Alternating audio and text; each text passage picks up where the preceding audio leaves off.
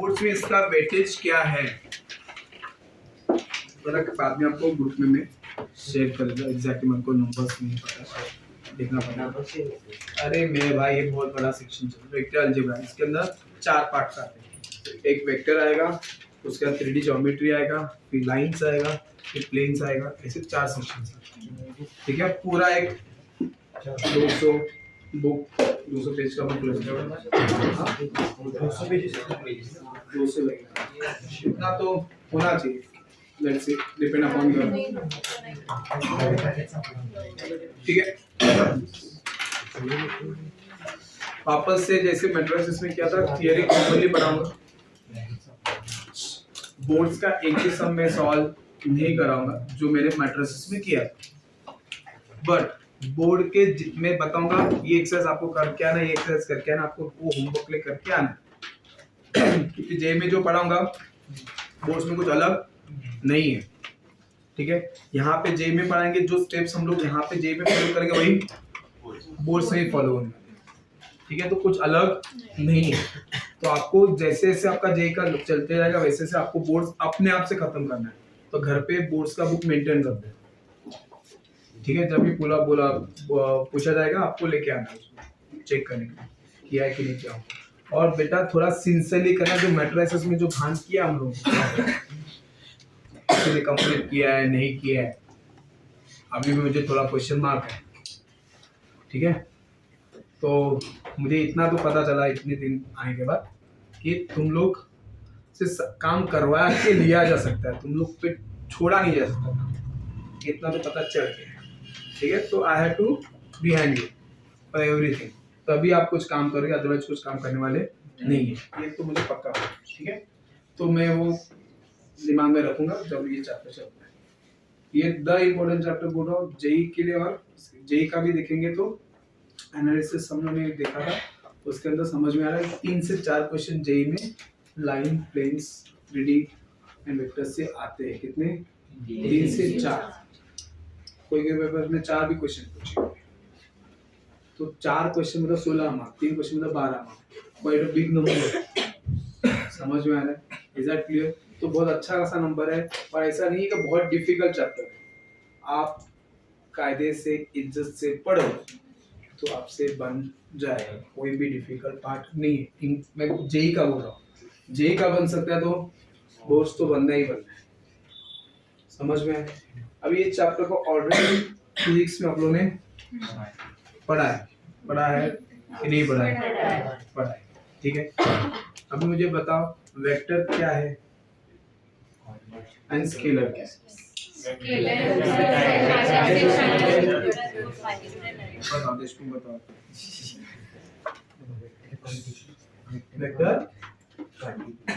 Vector quantity, vector के लिए direction होता है, स्केलर के लिए डायरेक्शन। तो दोनों में कॉमन क्या है? नहीं, अरे उसको आंसर देने दो ना भाई, उसको ठीक है बैठो। क्यों उसको आंसर देने का है, तुम बीच में आ जाते हो। Vector has direction as well as magnitude, ठीक है। वेक्टर्स में टाइप्स होते हैं, 0 वेक्टर है। 0 वेक्टर किसको बोला जाता है? यूनिट वेक्टर किसको बोला जाता है? इसका मैग्नीट्यूड 1। वेक्टर को हम लोग रिप्रेजेंट कैसे करते हैं?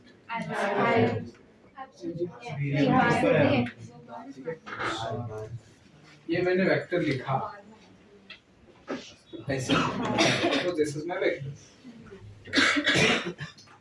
अब ये एरो का मतलब ये है क्या कि और आगे खींचेगा? नहीं, कुछ नहीं खींचेगा। बस पहले ये समझो, ये मत समझो कि एरो खींचा मतलब ये लाइन और खींचेगी। जैसे डेफिनेशन में बोला क्या, vector it has a magnitude and direction. Magnitude मतलब एक फिक्स लेंथ रहेगा उसका, आगे तक चलते नहीं जाएगा। बहुत जन के दिमाग में अगर ये रहेगा कि एरो बोला तो क्या चले जा रहा है, ये लाइन नहीं है, ये क्या है? वेक्टर है। वेक्टर के पास मैग्नीट्यूड भी होता है, डायरेक्शन है। तो ये आपका इतना ही लेंथ है, ठीक है। There is a term called position vector. Yes, क्या होता है पोजीशन वेक्टर? क्या होता है? मतलब जो आपने position जो अपने ये बंदे ने जो भी बोला है, मस्ती में बोला, जो भी बोला है सही बोला है। क्या बोला है पोजीशन पे क्या है? different नहीं क्या बोला, सही बोला, जो अपने पोजीशन को डिफाइन करता है।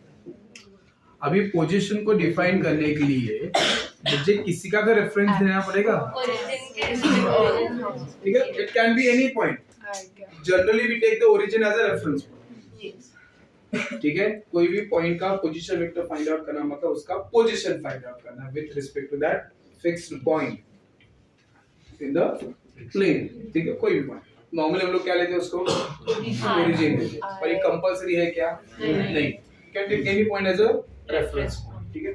ओरिजिन को ले लिया, पॉइंट रेफरेंस पॉइंट ओरिजिन है, यहाँ पे मैंने ए लिख दिया, पॉइंट ए है, तो ये मेरे पास ओ ए बार बन गया। क्या बन गया? ओ ए बार। तो ए बार को क्या बोला जाएगा? क्या बोला जाएगा? पोजीशन वेक्टर ऑफ पॉइंट ए।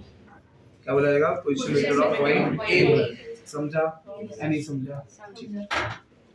ये position vector of point A, इसको लिखने का तरीका A cap B, A cap A bar. तो ये पोजीशन ए बार मतलब क्या? Position vector of point A.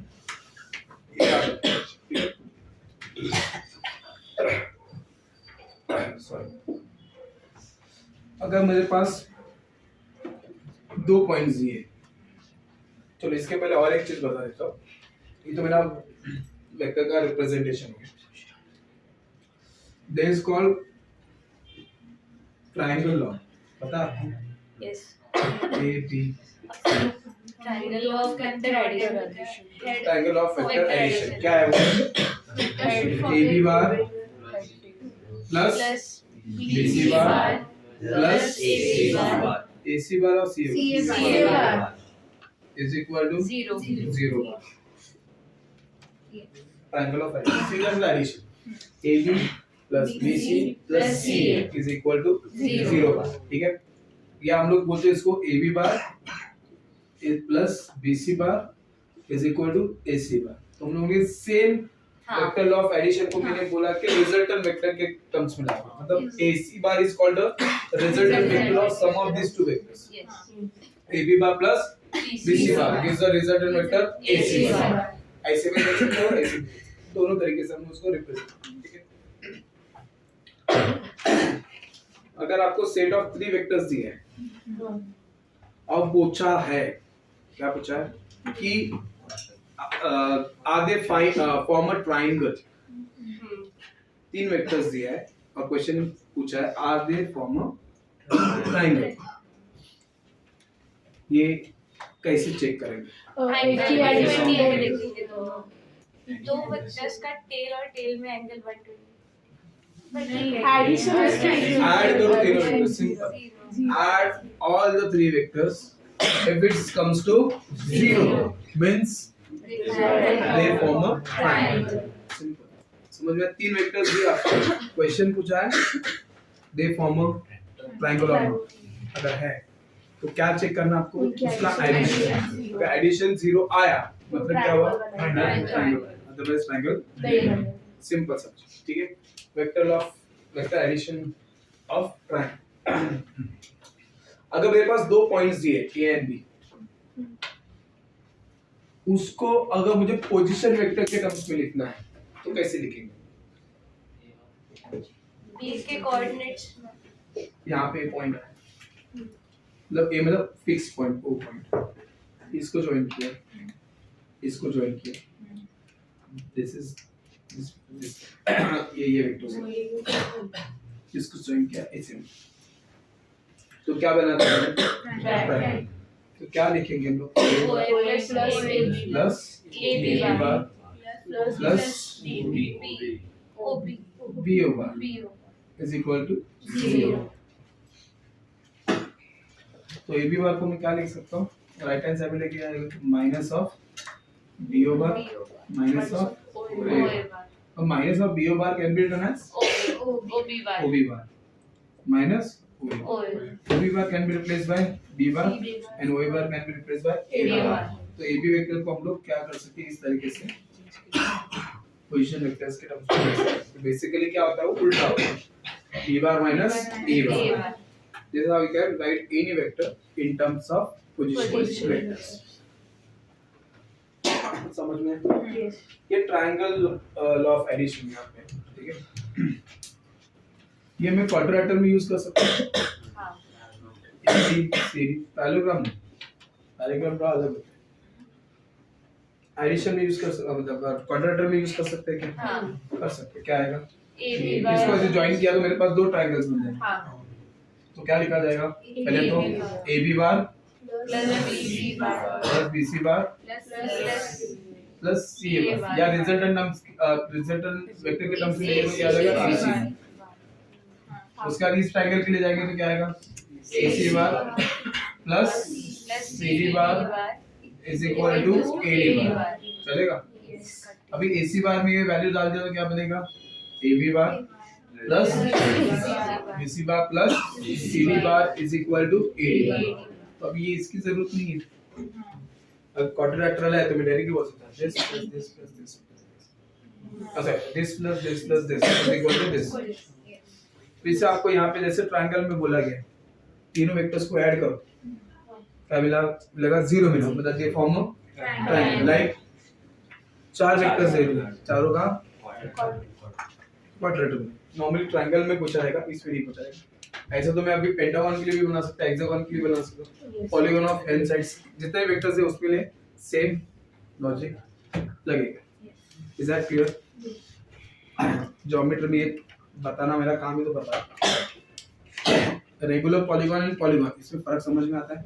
Yes regular मतलब angles angles and sides are congruent of that figure. Yes regular word है। सिर्फ पॉलीगन बोला तो नंबर ऑफ साइड्स है उसमें। हेक्सागन सिर्फ हेक्सागन दिया मतलब उसके 6 साइड वाला कोई figure, that is hexagon.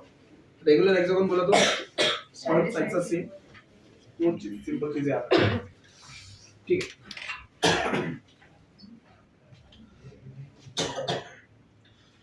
Okay, unit vector क्या होता है? Vector upon its magnitude. फिर लिखा के कुछ नहीं दे रहा, don't worry, can get it. ये बहुत सिंपल चीज है। आई थिंक फिजिक्स में आप लोग जानते हैं, पता है ना आप लोग को? हाँ। ठीक है, तो दो लेके जाएंगे। तो अभी 3D ज्योमेट्री का इमेजिनेशन कर लेते हैं, ठीक है? अभी हमेशा जो भी क्लासरूम में जहां पर भी बैठे हो, एक कोना देख लेने का, कोई भी कोना, फॉर एग्जांपल ये कोना पकड़ लेते हैं, ठीक है? अभी 2D में जो हम लोगों ने लिखा था, 2D में ये Px, y, तो ये x क्या था, y क्या था? Distance from x axis and y axis. Very good. यहाँ पे जो x कोऑर्डिनेट है वो distance from the y y axis, axis और यहाँ पे ये जो है क्या, distance from z axis. y coordinate. अभी 3D सिस्टम मतलब क्या आएगा? x axis, y axis and z axis. मतलब 3D सिस्टम में आपका कुछ ऐसे।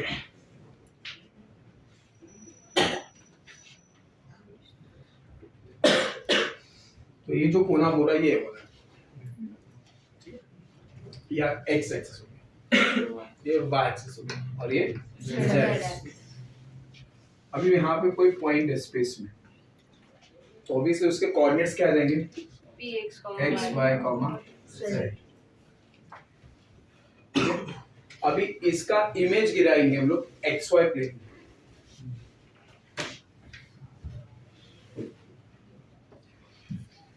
हम लोग को पता है कि x कोऑर्डिनेट, x एक्सिस पे y कोऑर्डिनेट क्या होता है?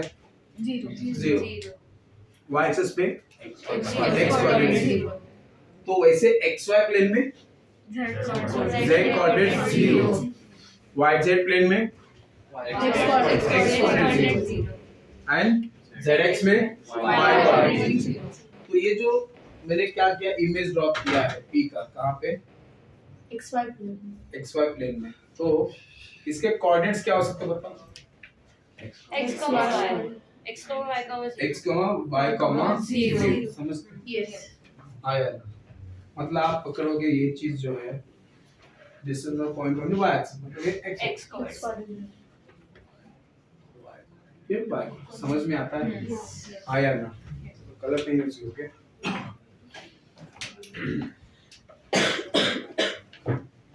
डायग्राम ठीक से बना।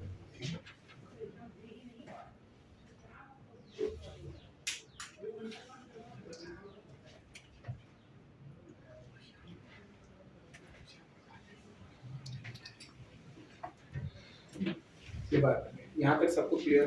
ठीक है। उसके बाद ये जो है वो क्या है? X coordinate. Z Sorry, Z coordinate। coordinate. ये जो हाइट है हाँ, Z Z coordinate। coordinate. समझ में आया?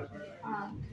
नॉर्मली मैं कभी पता नहीं 2D मैंने पढ़ा है नहीं, पर 2D जब मैं बोलता हूँ height of the point, height of a point हमेशा y axis, height of the point जो y एक्सिस, जब x एक्सिस अगर y एक्सिस पे आपको ढूंढना हाइट तो x स्क्वायर इज हाइट, वैसे ही इस पॉइंट का हाइट है z, ऐसा हो जाएगा with respect to x y plane आपका नीचे, तो उसका हाइट क्या होगा? z।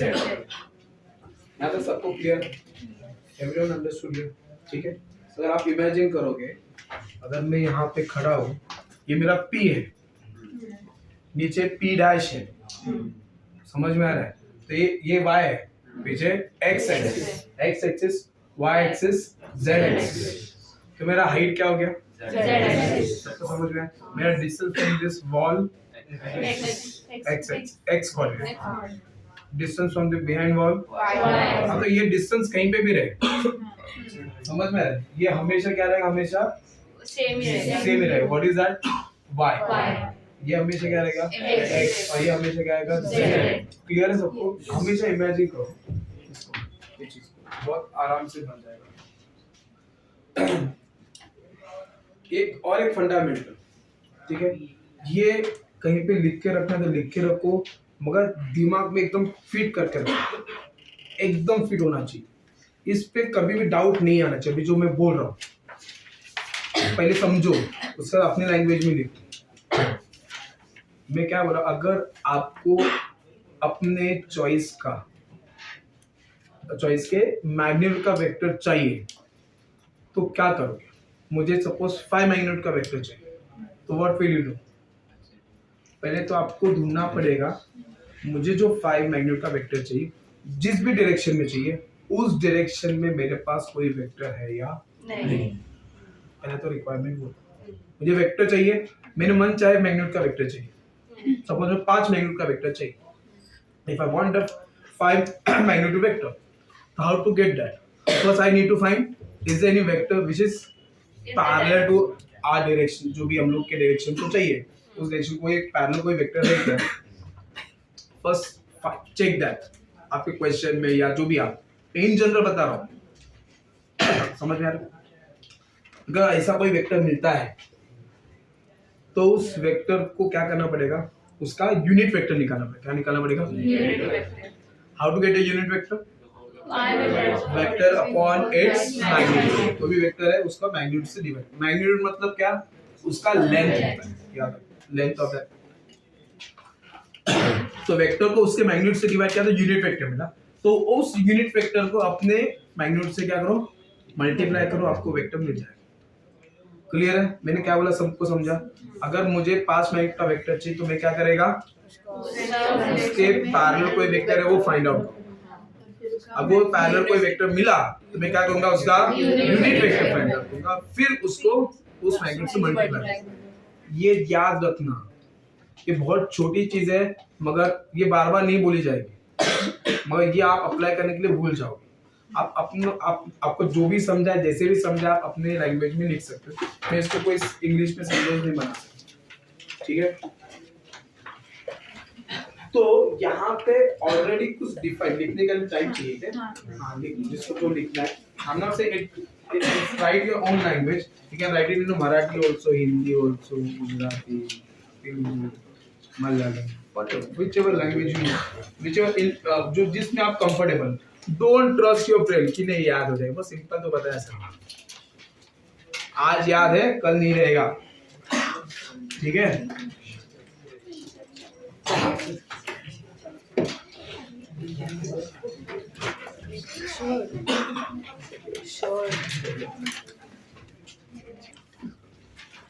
Find the vector of magnitude 5 along the vector I cap plus 2j cap plus 2k cap. So let a bar is equal to this magnitude of a bar the root over sum of the squares of coefficients of I, j, k. ठीक है? You get magnitude 3. A cap is equal to a bar upon magnitude of a bar. That is I cap plus 2j cap plus 2k cap upon 3. Yes. Now you write the sentence one.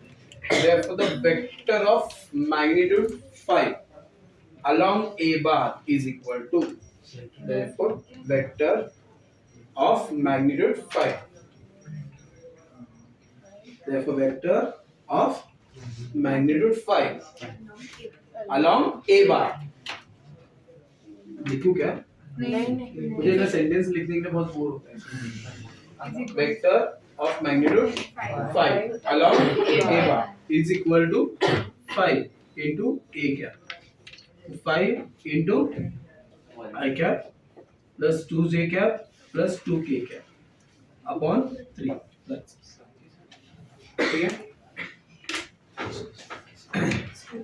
ये part को highlight करके रख देना. तो ये हमेशा पता होना चाहिए इस तरीके से आएगा. क्लियर है? हाँ.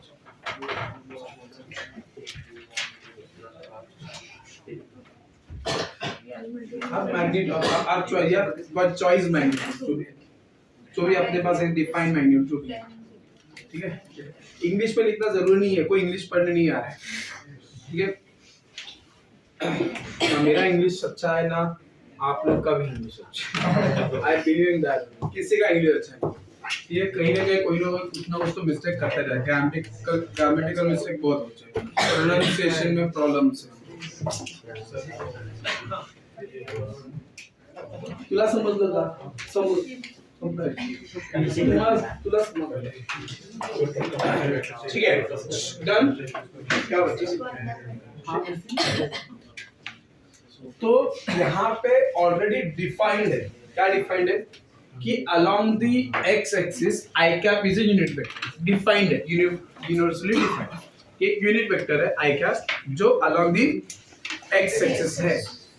along the y axis जो यूनिट वेक्टर डिफाइंड है वो क्या है? j cap है. z axis along जो यूनिट वेक्टर है वो क्या है? k cap. क्लियर? तो अगर मुझे ये वेक्टर चाहिए, if I want this vector, if I want this, मुझे ये वेक्टर चाहिए या मुझे ये वेक्टर चाहिए. ओके. मैंने ऐसे एक चीज ये ट्रायंगल लॉ में भूल गया पता. ऐसे पैरेललोग्राम लॉ भी पता सब लोगों को. क्या this is a bar, this is b bar, then this is a bar plus b bar. एक डायगोनल. दूसरा डायगोनल क्या है? दोनों डायगोनल्स पता होने चाहिए. B bar plus A bar. क्या? Sorry. A bar minus A. B bar. ये b बार है. हाँ. ये भी b बार है. हाँ. ये माइनस a बार है. हाँ. तो ये क्या हो जाएगा? इसका एडिशन ना. हाँ. तो b bar minus a bar. Simple. चीजें बहुत सिंपल है. आप अपने वो रेफरेंस चेंज करो. यहाँ से यहाँ का कैसे लिखे? a bar b bar. So this is a bar plus b. ये दो वेक्टर का एडिशन. तो इसमें वही करना है. ये b बार और ये minus a bar. So it is b bar minus a. दोनों diagonal. First diagonal a bar plus b बार, दूसरा b बार. ठीक. तो ये x यूनिट है, ये भी x यूनिट है. तो कहना सीधा दिस इज योर. अगर मुझे इसको वेक्टर्स के टर्म्स में लिखना है तो कहना सीधा this is x I cap. Yes. Like that, can I say that this vector as y j cap? हाँ, याद ना. Yes. Everyone getting it?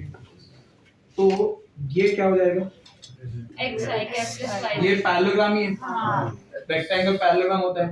तो this is nothing but x I cap plus y j cap. Clear है? Yes. तो ये जो z length बोला है अगर उसको वेक्टर में कन्वर्ट करते हैं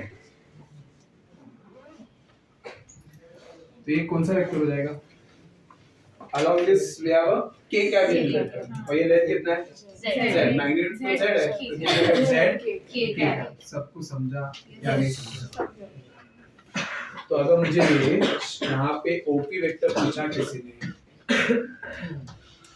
यहाँ पे ट्रायंगल ऑफ एडिशन लगेगा OP dash plus P dash P, OP bar is equal to nothing but OP dash plus P dash P, सही है? ऐड कर लो तो OP डैश क्या हो जाएगा? x है क्या प्लस y j क्या प्लस z k। समझ में आया? इस तरीके से आपका कोई भी पॉइंट जो है वो i j k में रिप्रेजेंट हो जा रहा है इन स्पेस। समझा? आप चाहिए तो ये डायग्राम बना के रख देना, उसके नीचे ये कर देना या आप कर सकते हो, आप ऊपर 3D ज्योमेट्री लिख सकते हो। 3D ज्योमेट्री तो इसका स्क्वायर प्लस इसका square will be this, again root over क्या आएगा? x square plus y square plus z square. तो ये भी आपका मैग्नीट्यूड q आया है, राइट? ऐसा ही q लिख सकते हैं तो आपका यहाँ से प्रूव हो जाता है। समझ में आया? Is that understood? ठीक है, ड्रॉप कर लो।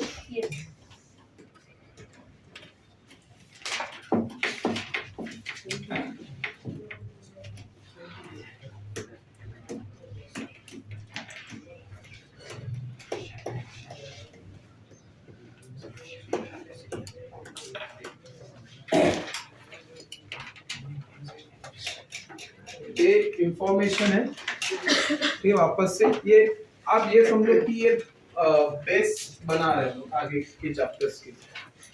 अभी जो कुछ बता रहा हूँ टर्म्स इंट्रोड्यूस करा रहा हूँ, इसका यूज तो हम लोग बाद में करेंगे। Just I am introducing the terms here, ठीक है? ये चीज हो गई, ये जस्ट इंट्रोडक्शन है एक एक पार्ट का। इसको आगे चल के बाद में क्लब करके फिर एक साथ ले लेता हूँ, ठीक है? टर्म्स हम लोग पढ़ रहे हैं।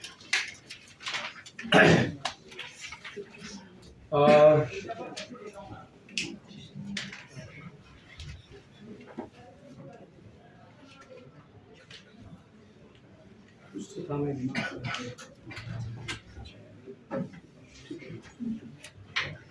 देखो बाद में आता है, ठीक है?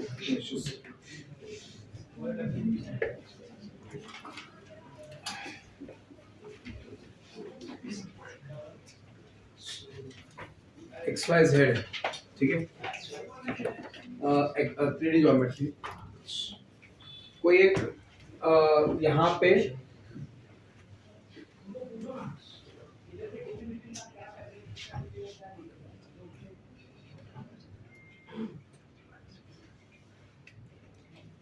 ठीक है, कोई ये वेक्टर है इन स्पेस, ठीक है? ये आगे चल के वेक्टर कैन बी, ये वेक्टर पकड़ चाहे से वो लाइन भी बन जाएगा। ये यहाँ पे कहीं पे फॉर एग्जांपल ये स्पेस है, ये लाइन है, ऐसा कुछ है, ठीक है?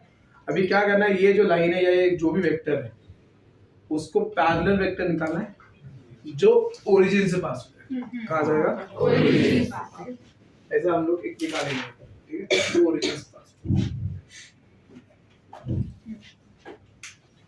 तो ये जब ओरिजिन से पास होगा तो कुछ एंगल्स बनाएगा, एक्स एक्सिस के साथ, वाई के साथ, जेड के साथ, ठीक है? एक्स का जो एंगल बनाएगा से उसको अल्फा बोल दिया, और इसको वाई कर देते हैं,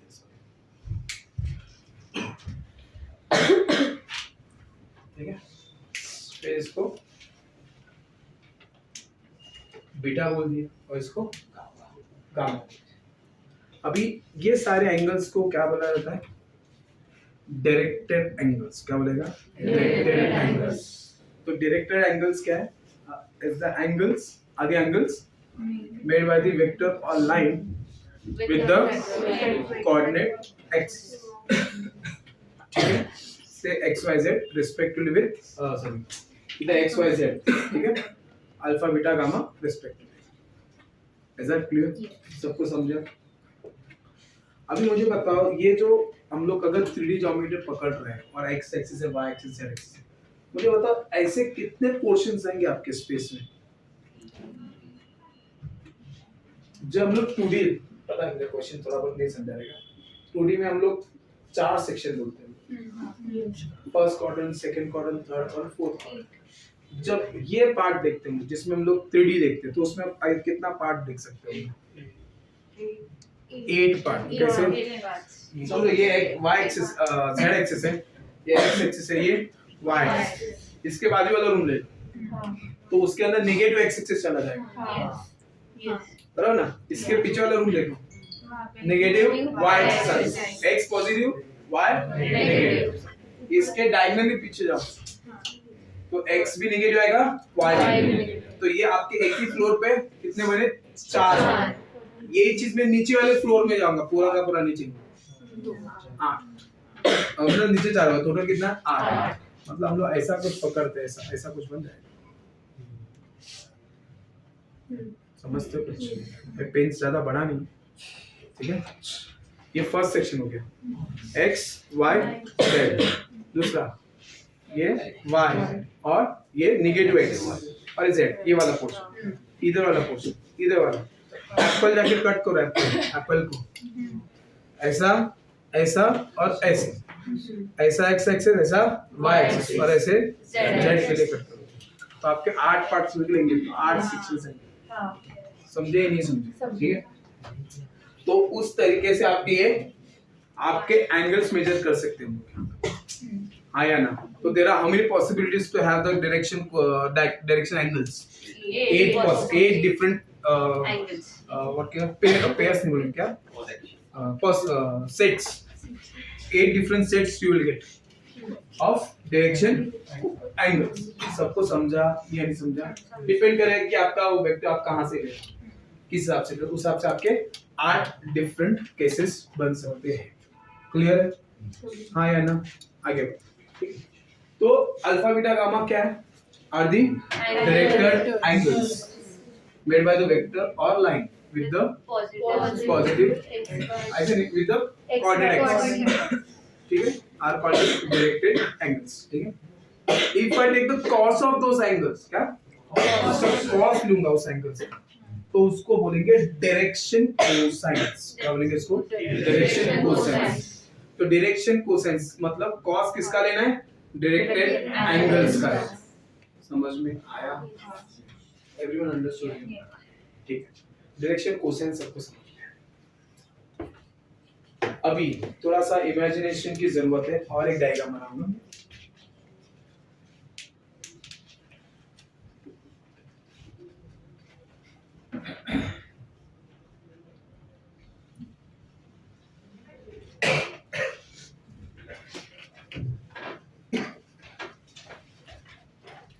ये P पॉइंट है, ठीक है? अभी ये P पॉइंट से यहाँ पे परपेंडिकुलर चला गया, वही ज्वाइन किया।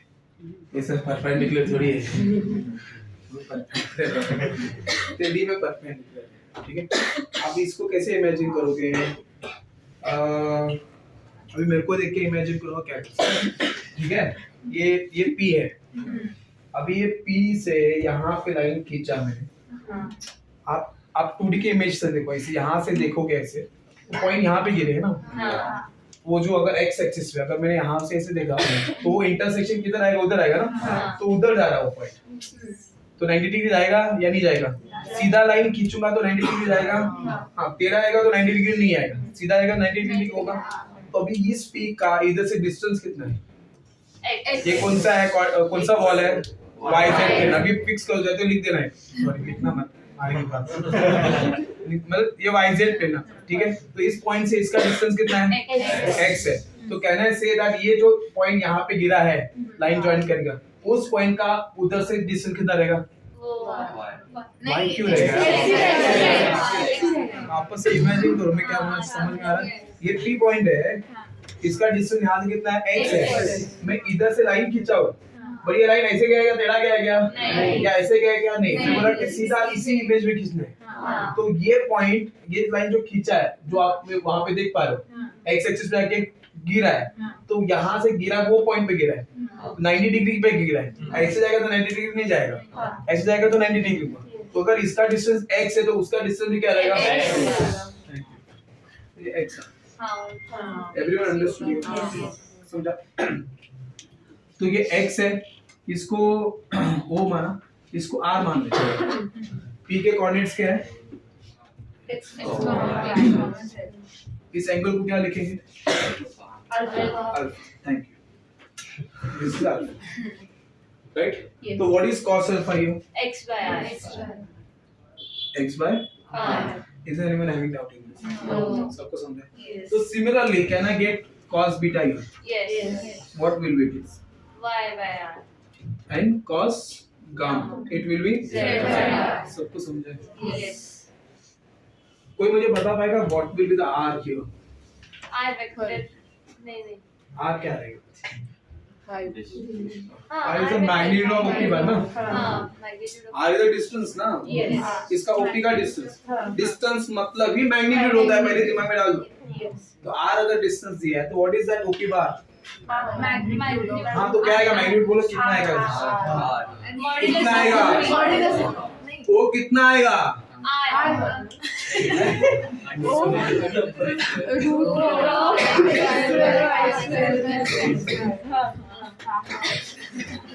आएगा ना? Thank you. अभी इसको स्क्वायर करेंगे, r स्क्वायर। सबको समझा मैंने क्या लिखा है? Yes. मैग्नीट्यूड कैसे निकाला जाता है? Yes. अभी मैंने थोड़ी देर पहले बता दिया ना मैग्नीट्यूड कैसे निकाला जाता है। इधर लिख देना p बार का मैग्नीट्यूड। नहीं बता, सिर्फ स्क्वायर करना है, पोजीशन वेक्टर से निकालना, ठीक? तो ये आया।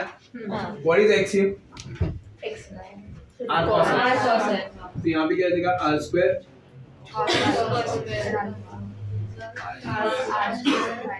Sin cos beta plus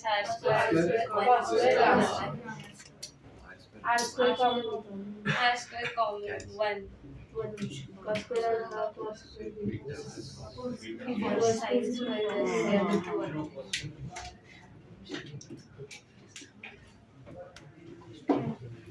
important. Sum of these squares of the direction cosine is 1. उसके बाद लिखेंगे OP cap। What is OP cap? Unit vector P. पता है। OP bar upon magnitude of OP bar। What is OP bar here? P के coordinate x y z है तो OP bar क्या है? X x I cap plus y cap plus z cap। What is magnitude of OP bar? R. R।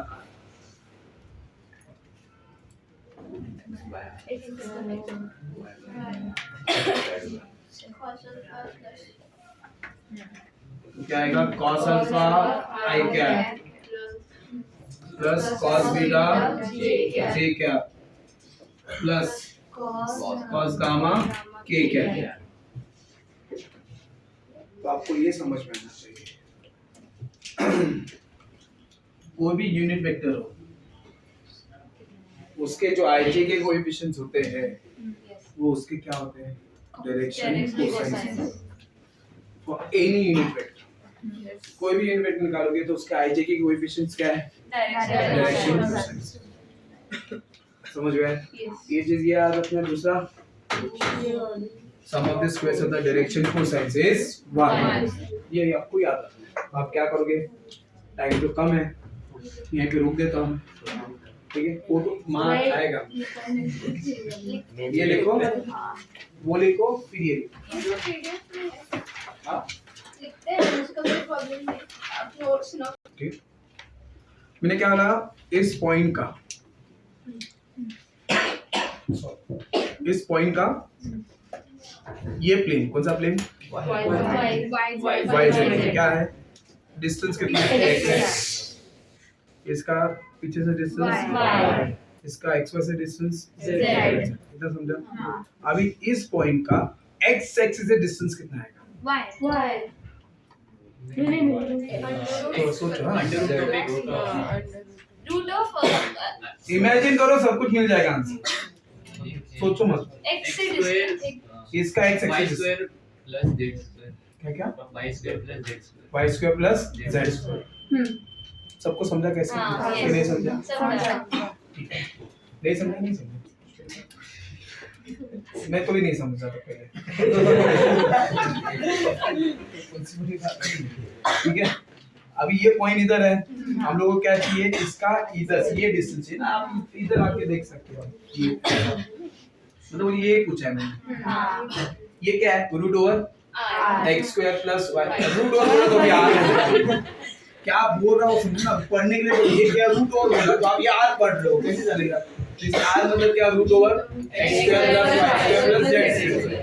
अभी ये hypotenuse है ना, ये इसको फिर सब्ट्रैक्ट हो जाएगा, क्योंकि X square plus Y square plus Z square minus X square बचा क्या, root over Y square plus Z square. So distance from the x axis is root over x से तो x नहीं आएगा, तो distance from the y axis क्या हो जाएगा, देखिए बाबा इथे लक्ष दे, कुठे घरी गेलास का, distance from the z axis काय ना,